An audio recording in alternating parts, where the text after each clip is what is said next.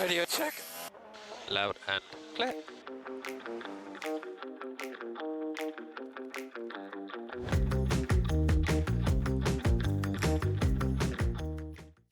Hi guys. Hey guys.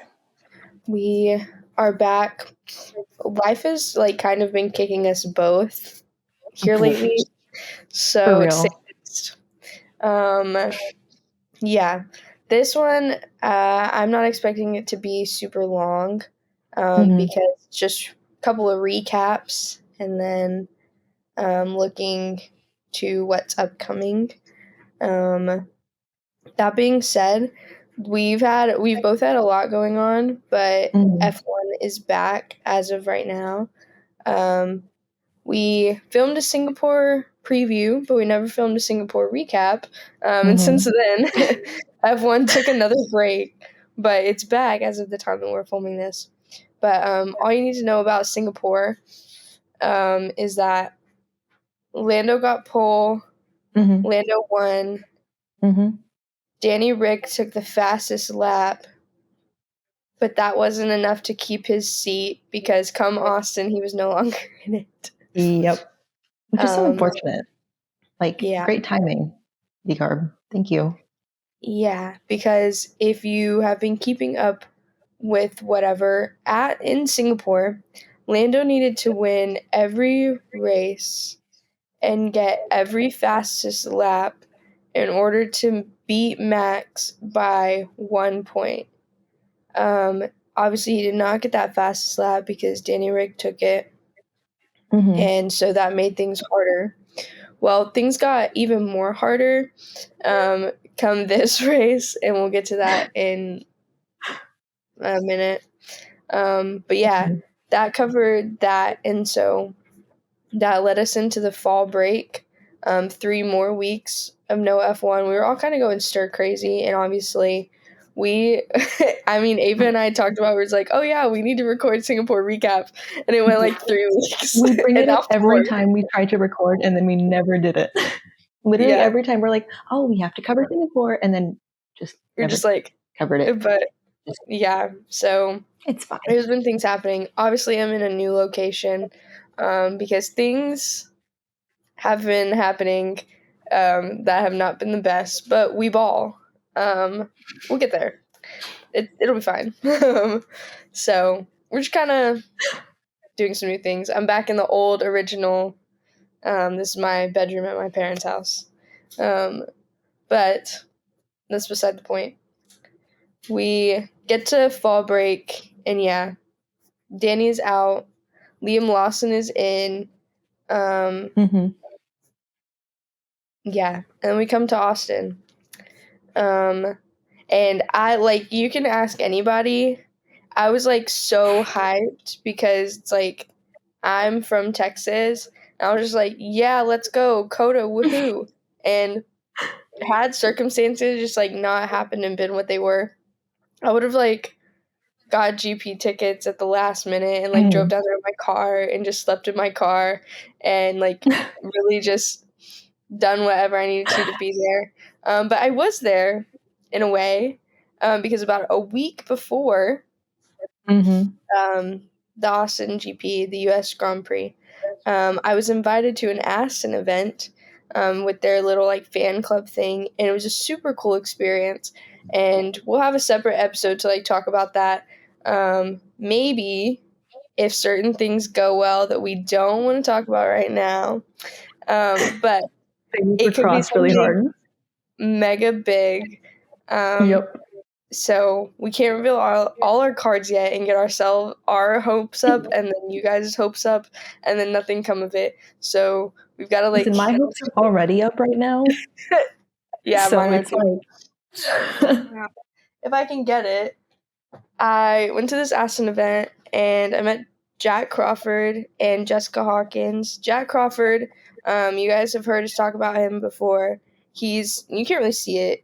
My camera quality is so bad in this lighting, but this is Jack's signature. So I met Jack Crawford and then Jessica Hawkins. And Jessica, she's their head of development drivers at Aston Martin, but she also does, it was really cool to hear what she talked about. She does, stunt like car stunts for like movies, so like all of like the car racing and stuff. Yeah, that it's like her driving it. So she's in the F1 movie as like one of the car drivers when the cars are driving fast. She was in James Bond movie. She's a Bond girl who drove one of the cars. And so that's what she's been doing. And so it was cool to get to hear from her and how because she was in W Series and stuff too, which was the women's theater series before F1 Academy came along. But then she shifted into like something different. So it was cool to get to hear her and what she was talking about. But it was really cool. On my personal Instagram, I've like already posted just like photos, but I got to drive in a sim and see like the car that they used when they announced the livery for this year, and got to watch the sprint and qualifying.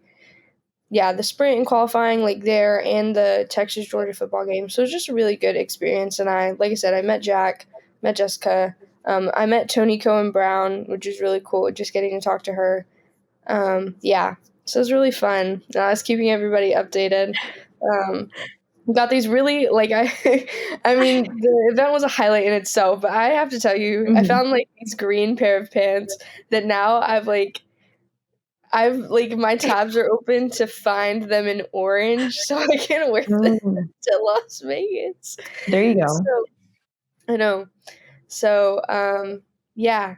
There's also Vegas-wise, there's less than a month until Vegas for me and my brother, and we finally booked our flights, and we have our hotel, and we got our like tickets that were upgraded, and so now it's just like, okay. Countdown, yeah. But meanwhile, here's how I spent my Coda weekend. I went to my college's homecoming football game. Within 10 minutes of the game starting, I got overwhelmed and overstimulated because these guys were drunk out of their minds and screaming in my ear. And I was like, I kept getting like hit by things, and it was just pissing me off more and more. So I like turned to my friends and I'm like, how mad would you be if I left? And they were like, you can go. Like, we're not going to be mad at you. Like, I start crying in the bleachers because I felt bad. Like, it was a whole ordeal. So I ended up leaving the game. I go and sit at the tailgate for 2-3 hours. This is where I'm sitting at this tailgate by myself alone, watching the race off my phone, which is slowly dying. But on top of that, like, the F1 app is it's so dumb. Like, it won't let you like do the picture-in-picture playing. Like, it'll fully just like close the app whenever you swipe out, not like YouTube. Yeah. So I can't text people whenever the race is going on my phone. And so I'm watching this entire race by myself. I look like an idiot because I'm like, every time something good happens and there's like people around me, like, if they looked over, they would have thought I was on drugs or something. Like, it was bad. But yeah, so I watched the Grand Prix from there. And then my friends come back and they're like, guess what?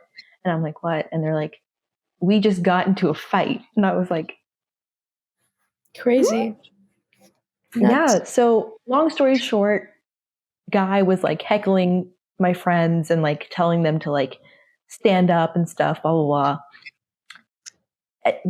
He gets to the point where he's like name calling, throwing things, blah, blah, blah. So the guys in our friend group start like, fighting back because they were like throwing things at the girls and whatever. So yeah, long story short, he gets kicked out by the police. And yeah, so that's what happened there.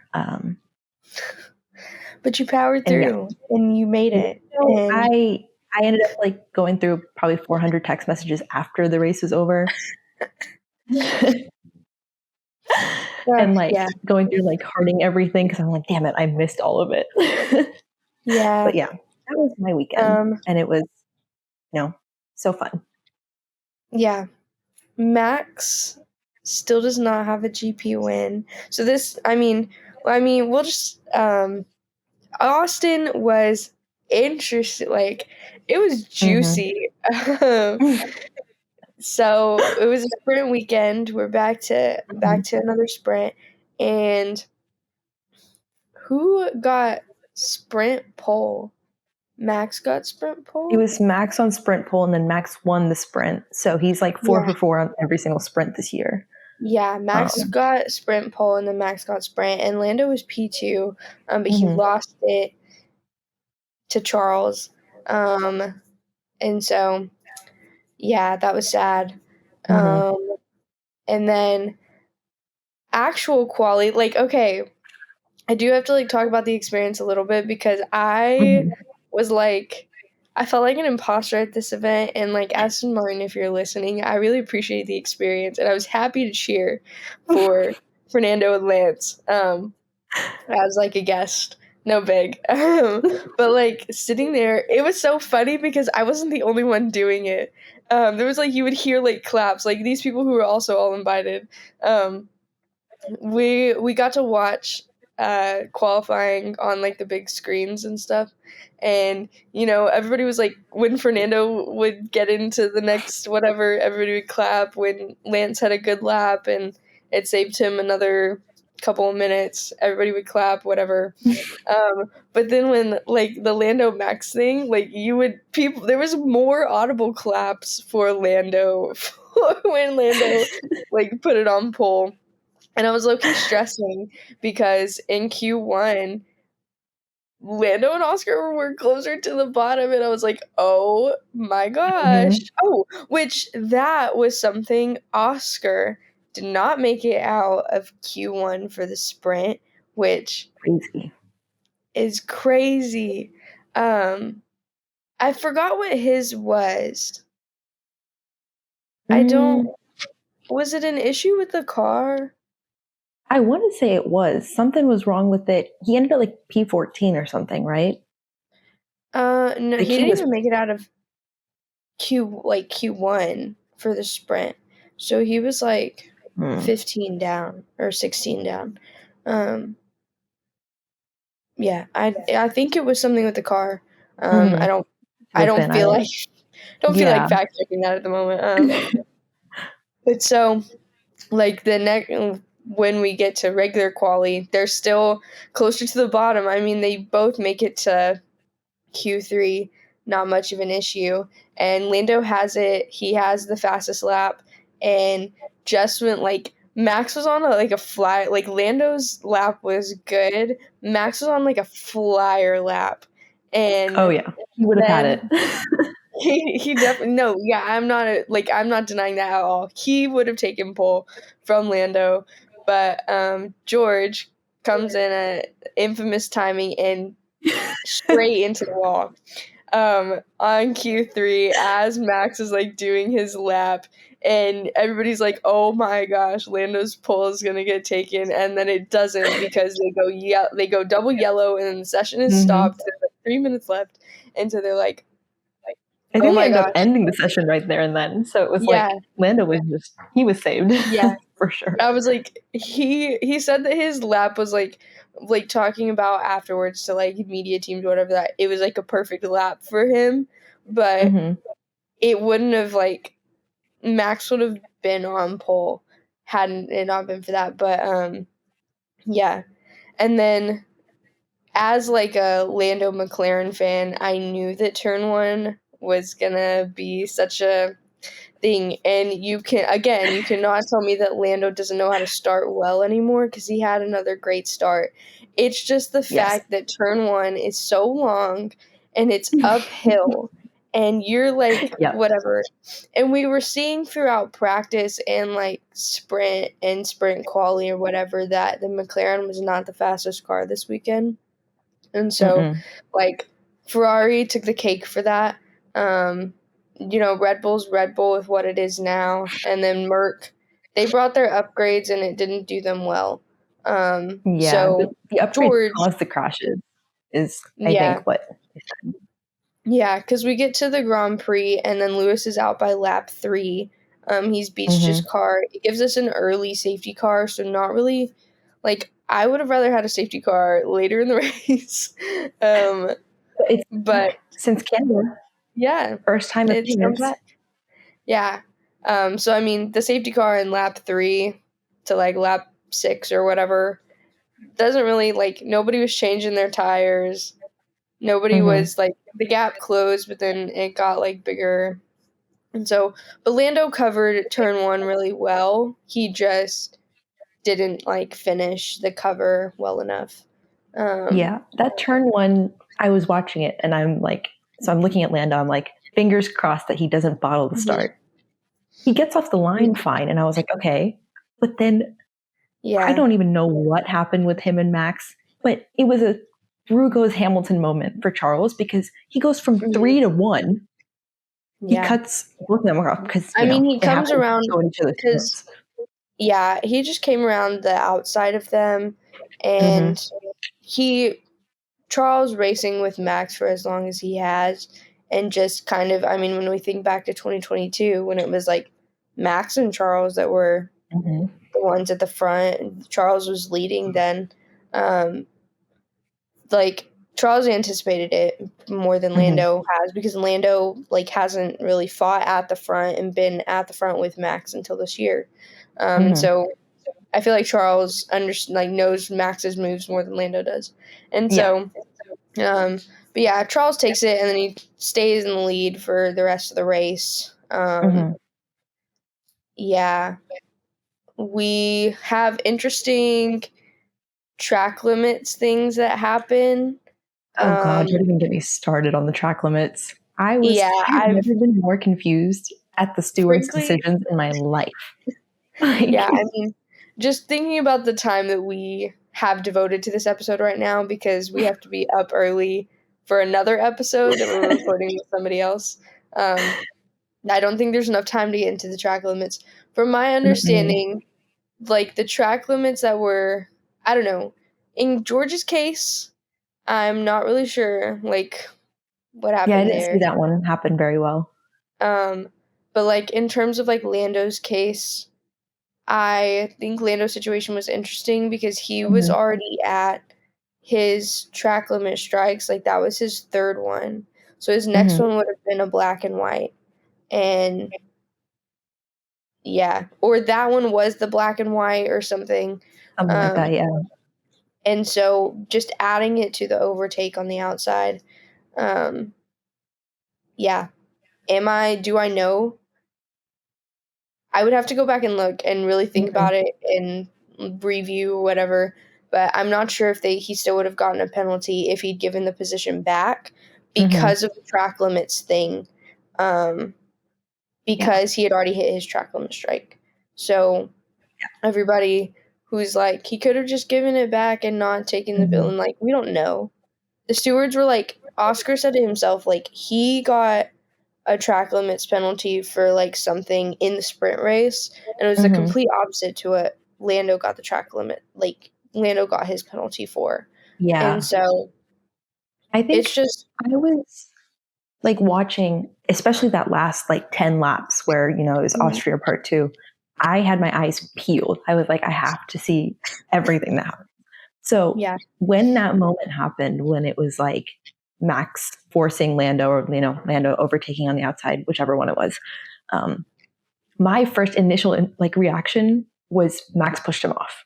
And, like, sure, okay, a Lando fan, I'm gonna whatever. That's not applying here. Like, genuinely, my first thought when I saw it was Max pushed him off, because you could see the car shifting. And because Lando was trying to get that outside line, and the gap closed, because Max is one hell of a defender. Like, if you watch that entire last 10 laps, I've never seen someone cover off someone that well, ever. But to me, it looked like Max forced him. Again, I don't know what the stewards saw. They have more camera angles than I did, obviously.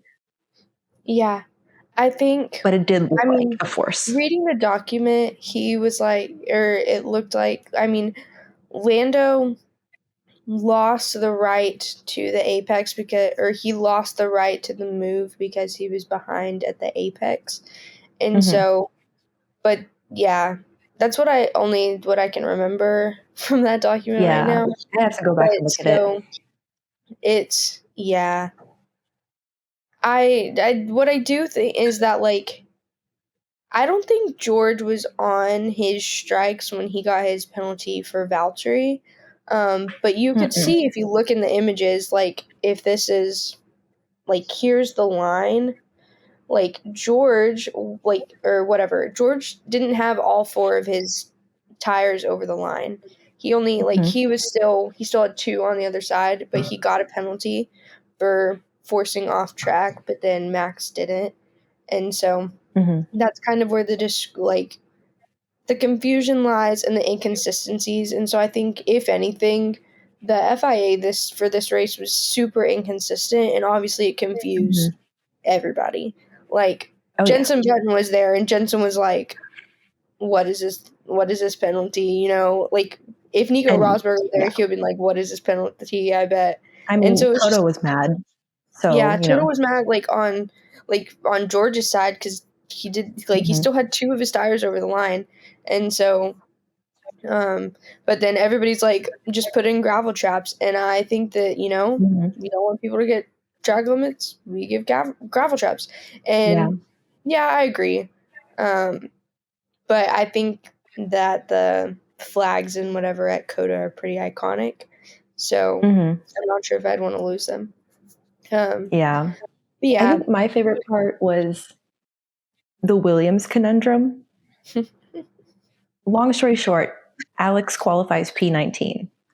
His rookie teammate finished P9. Yeah. But that's something that too has been going on just kind of under the radar. If we look at it like right now, Alex, he's a good driver, but he's being outperformed. And Alex hasn't made it out of a Q3 or a Q1 in a sprint all season. I think he made it to Q2. I'm not sure on that, but that's just telling you, he had Logan Sargent as a teammate, so it was easy for it to look like he was doing a lot better. But now with Franco and Franco's been consistent, and he's Franco had the fastest lap up until the last 5 laps of the race or something, and then Esteban Ocon pitted and pitted on softs and went and got it instead. And so Franco by the way, why? He wasn't even in points. Why? For exactly that. I mean, they're just they're as invested in the drama as we are. So I guess they just if so and so can't have the point, nobody can, or I'm not sure. But yeah. And so I think Franco's made a very great contention for himself to get a seat. But with one for sure seat and maybe, one other seat, we don't, I mean, there's now, let's see, if we think about Valtteri doesn't have a seat, Joe doesn't have a seat, K-Mag doesn't have a seat, but he's not in any contention to come back. He's accepted that he's leaving. And so that's 2. And then Mick Schumacher's name was thrown in there. Gabriel Bortoletto's name was thrown in there, although his hasn't been as much mentioned here recently. Franco's in there. That's 5. I mean, who else? Teo was thrown in there at one point. So that's 6. Yeah.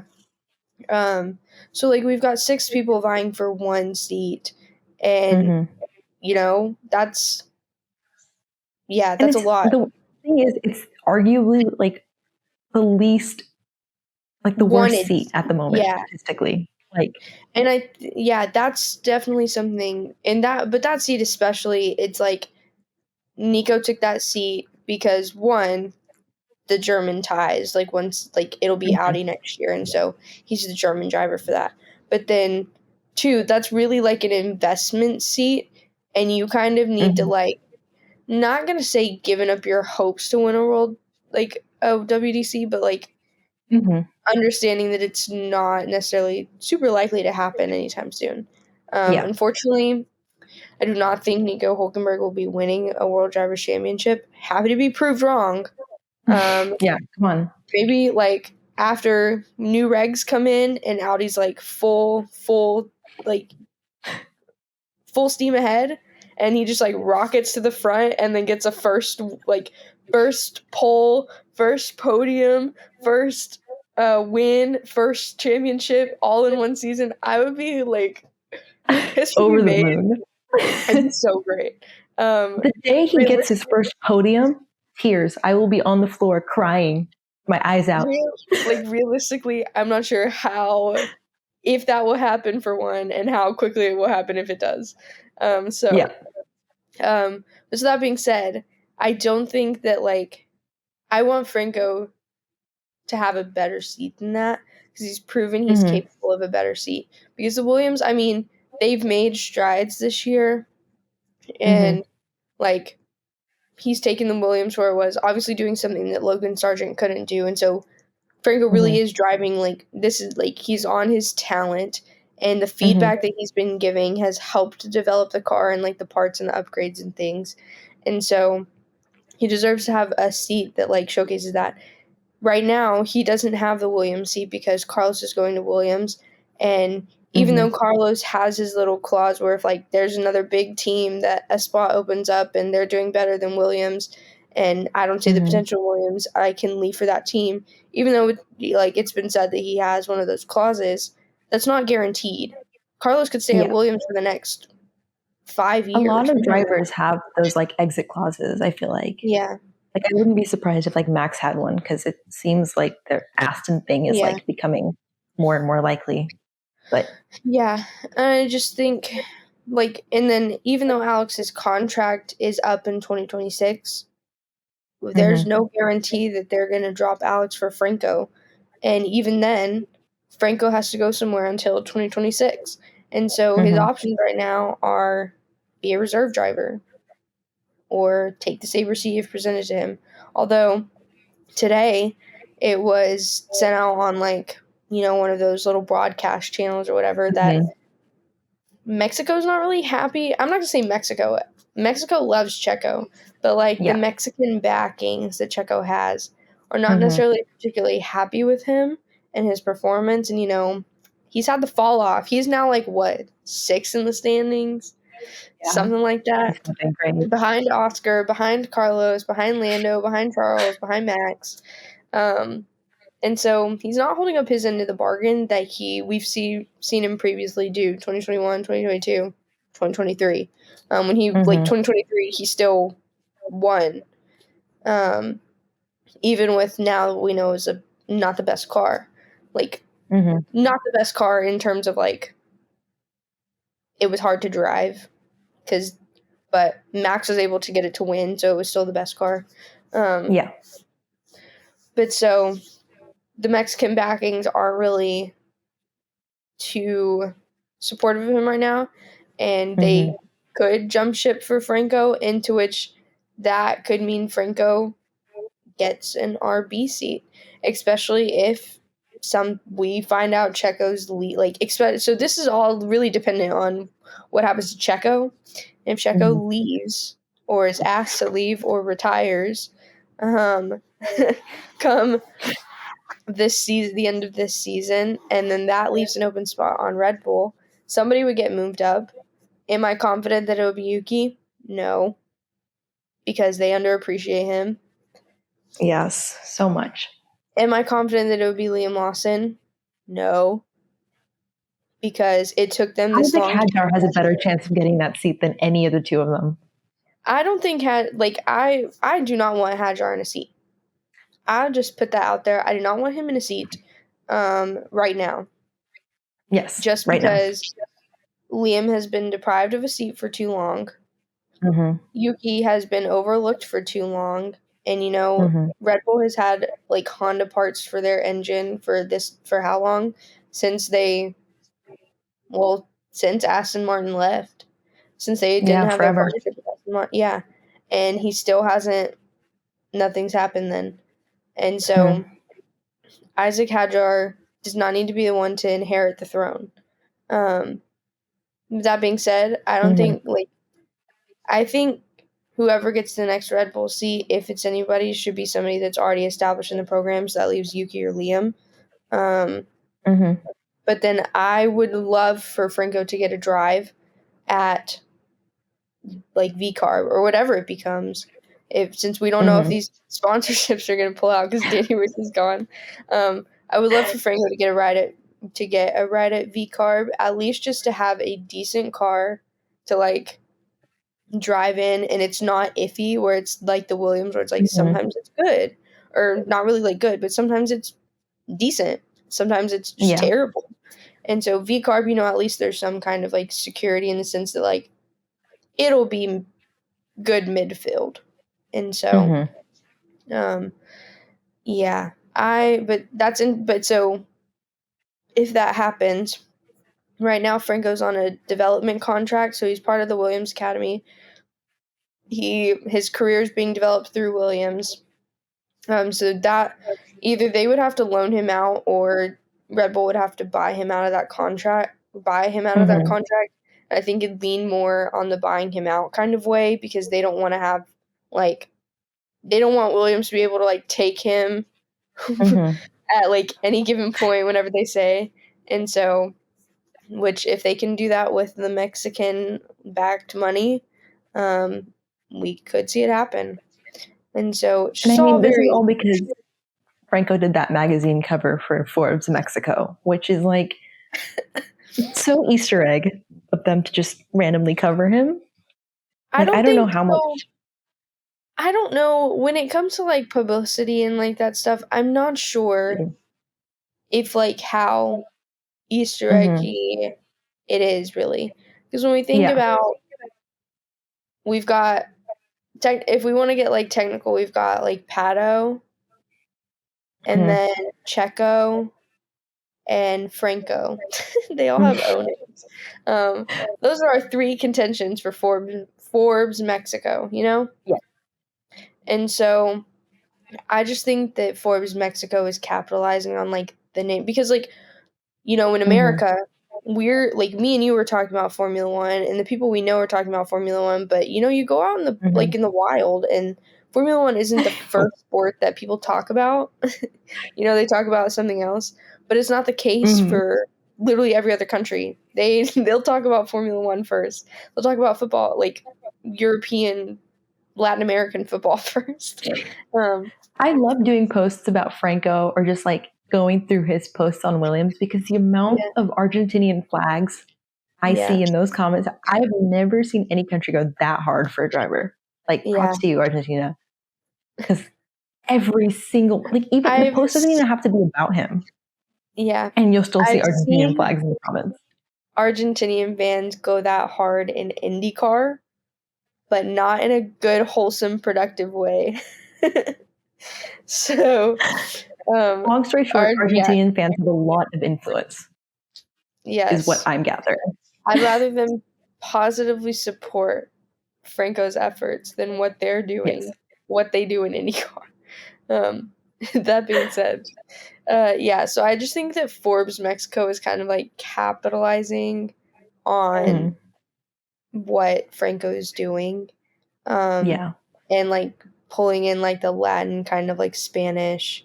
Kind of whatever. Because I mean, even you said earlier today that like if somebody lived near Mexico and you could get them a coffee, you'd pay. I need that magazine cover. So like that's what they're hoping for and like whatever else. Because I mean, all power to Checo, but I haven't seen him on the cover of Forbes Mexico. I think he has a Patron sponsorship, but that's only so we far had this thing that. at my old job where it was like shiny object syndrome, and so like right now Franco is like the newest thing, like even newer than Liam, because Liam got like a temporary drive last year when Danny Rick was out. So it's like Franco is like the shiniest thing. He's like new, he's like impressive, he's like everybody gets to like see this like raw talent that's coming out of him, and so he's like everybody's like enamored by him. And I think that's what's happening. And does that mean I'm saying he's a bad driver? No, he's got talent. He just needs to like refine it and have like a sure, solid. He knows where his career is going, so he can like really buckle down and commit to. But right now he's just out there. He's out there living. It was like when Esteban took the fastest lap. It was just like, why would he do that? Doesn't he know that we need to like save the earth and not use as many tires? Oh, and Esteban was right behind him, and he said it in Spanish, and Esteban speaks Spanish or can speak Spanish. And so, if you look at the like video, he's like, because he overhears this. And so, yeah, but so it's just, I don't look forward to the day that Franco Colapinto gets media training. We suspected that he's had some, but I don't think it's effective. He posted his dogs on his Instagram story today. I did not want to see none of that. Get that off my feed. In flip flops, get out of here. Absolutely not. I will not stand for this. Yeah. So, yeah, we'll see. I don't ever want him to lose that. Yeah, that's Austin in a nutshell. Liam Lawson got points. I think we can talk about Liam Lawson's drive. He came in with a 60 place grid penalty because from, engines and parts that he didn't even use, but it affects the car, not the driver. So, like, he had to take that from Danny. Danny would have had it if he was there. So which is so funny because that means both V-Carb drivers have had 60 place grid penalties in the same season. Because Yuki had that one. Yeah, Yuki had that one. Remember? Because like I can't remember what race it was, but some reporter was talking to him about it, and she was like, Yuki, so you have a 60 place grid penalty. And he was like, oh, Jesus. Like, he didn't even know how big it was. Yeah. Yes, which is I funny. can't remember what that was. But then, because of George's crash, George had to, like, he changed under Parc Ferme. And so, that meant that Liam started P19, not P20. George started P20. Somebody else started. George started from the pit lane. George was in the pit lane. Yep. Yeah. And then, but George worked back up to, what, P12? P6. Oh, P6? Okay. Yeah, P6. And then Liam worked up to P9. And so, both notable drives from them. Franco he continues to be a good defender. Like, they were being held up by Franco multiple times over the weekend, just like they were in Singapore. So. And Liam, too. The Liam Alonso beef. Yeah. That little moment that happened. Yeah. I knew what that was. I knew what it was about 5 minutes ago. But it was Liam was defending off Alonso, and he was almost close to weaving in front of him, and he's like, the Alpha Tower, he's like moving under braking, blah, blah. So there's a very nice photo of them arguing, and it looks like when Michael Schumacher was yelling at Sebastian Vettel. It's mirror image. Yeah. And so there was that too. And then was it V-Carb admin? They were like, good night to everyone except Fernando Alonso and Alpine. It was like an Alpha Tauri driver and a Racing Point driver, like talking to each other or something. It's on Threads. But then my biggest theory of the weekend is that the Alpine stole the McLaren speed because they literally looked like a Cheeto, and even all the commentators, whatever, they would see it and they'd be like, oh, it's the McLaren of so, and they'd be like, no, it's not. It's actually the Alpine, because it was orange for like an Indiana Jones collaboration or whatever that they did. They stole the McLaren speed. Gasly ended up P6. And then he got absolutely screwed by strategy. Yeah. Which, unfortunate, but, So, yeah. But then Charles made it out with the win. He just kind of inherited. He, knew what was going to happen. So he took that and then kind of rode off into the sunset. And then Carlos, when Max and Lando were scrapping, Carlos was able to come in and clean up from that. Was that? No, that was in the sprint. In the sprint race, when Lando was doing something, Carlos was able to come in. And Carlos undercut Max, I believe. And that's how because he had the lead and then Max moved up a place.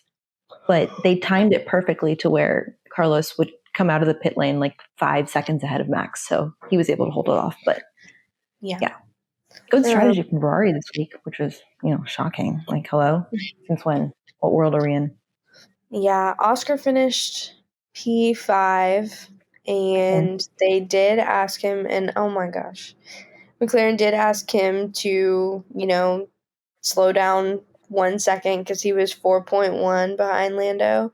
And when papaya rules. they got which, I'm glad they decided to prioritize somebody. And Oscar wasn't close to lapping Lando, or not lapping, but close to overtaking. So I think that it was the right call, and I'm glad that Oscar agreed with the call and just kind of took it. I don't think that that's McLaren sabotaging him or McLaren not prioritizing him, as the teammate of somebody who's in a title fight. You prioritize the team, even though there's it's a closer distance to Oscar and Lando than it is Lando to Max. If Max were to be out of points contention within one of the next couple of races and Lando win, it brings the fight right back. This is very much a situation of it's not over till it's over, I think. And we've seen title races like this before, and so everybody's like, good game, Max won the championship. Let me live in my delusion and believe that it's not, because there's still it really isn't over till it's over at this point, especially with now Charles being 22 points behind Lando. This could be it could be literally cars is based off of NASCAR, but we have a 3-way title fight for the championship. And so I think constructors wise, there's for sure a stronger battle going on, because with the Ferrari weekend this weekend, they moved themselves back up into championship contention. Yeah. Because of all the points they got. But I saw an interesting thing though, where now it's kind of Red Bull is using Checo's lack of performance to their advantage, because if we think about it, the lower Red Bull sinks, yes, they get less money, but more importantly, they get more wind tunnel time. And without Adrian Newey, they're going to need all the help that they can get.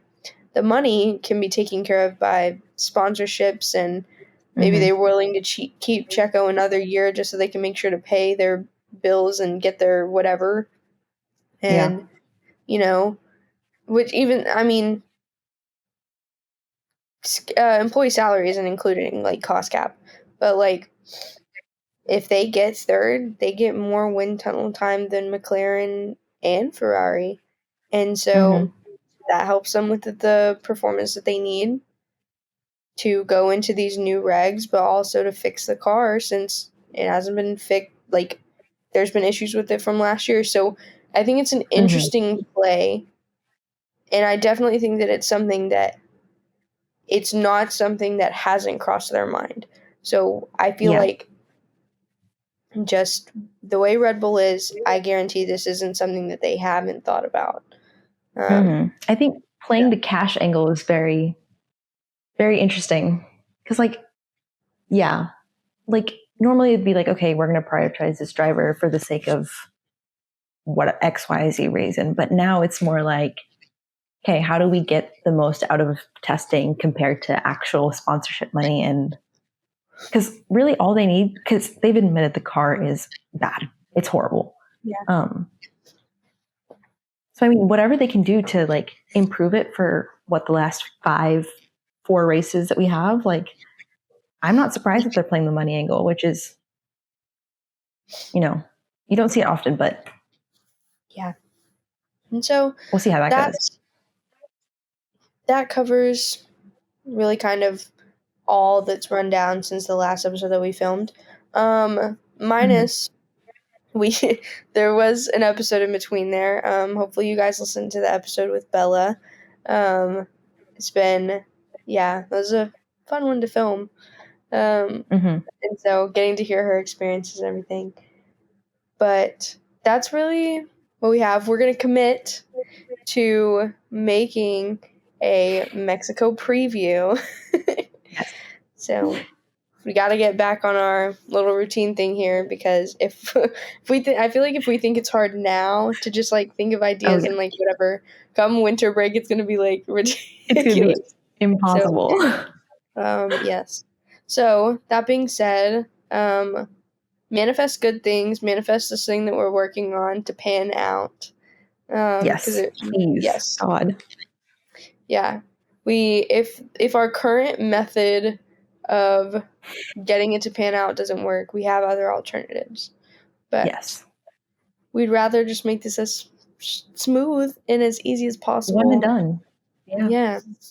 So, yes, we're recording a video or a podcast episode with another creator tomorrow. So more on that when we get done.